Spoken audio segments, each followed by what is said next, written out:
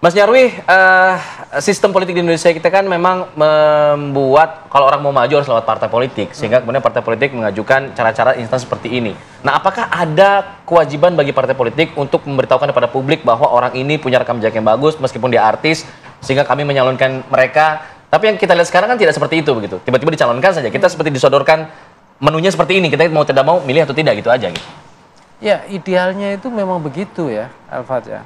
Artinya kan partai politik itu institusi yang secara formal dan tua ya dalam proses demokrasi. Dia aktor yang paling penting, institusi yang paling penting. Dia bertanggung jawab kan terhadap pencalonan gitu ya, sampai kemudian keterpilihan seseorang gitu ya. Walaupun yang milih tetap pemilih.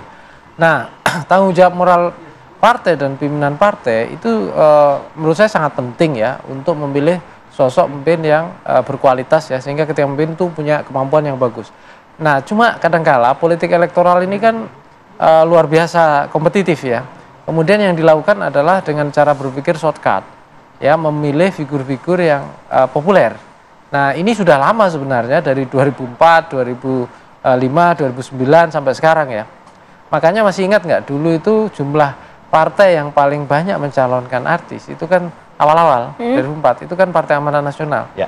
Maka muncul sinisme publik ya, katanya partai artis nasional, misalnya gitu ya. Nah itu contoh ya, kritik-kritik publik lah. Tapi ternyata juga banyak waktu itu, 2004 saya masih ingat dalam catatan saya, total itu ada 7 ya, artis yang terpilih di parlemen ya. Kemudian juga berikutnya makin meningkat karena jumlahnya meningkat ya. Seingat saya ada 60-an ya 2009 itu, kemudian 2000 berikutnya itu naik lagi ya ke makin angka banyak ya? Iya, makin banyak.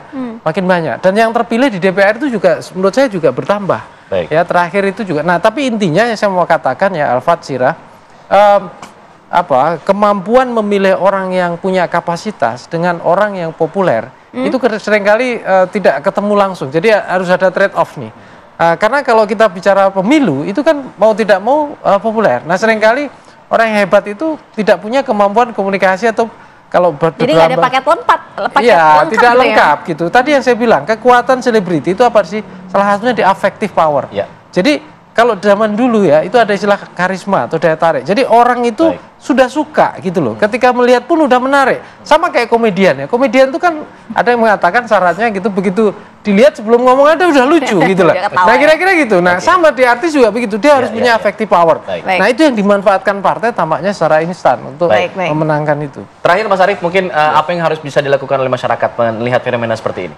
Saya kira bagi masyarakat dalam fenomena artis masuk politik dan pilkada, tentu masyarakat harus melihat track record dan rekam jejak. Tidak semua artis memang tidak kompeten, tetapi banyak artis yang memang dipertanyakan rekam jejaknya. Sehingga apa yang bisa dilakukan pemilih tentu melacak, menguliti artis-artis yang maju dalam pilkada.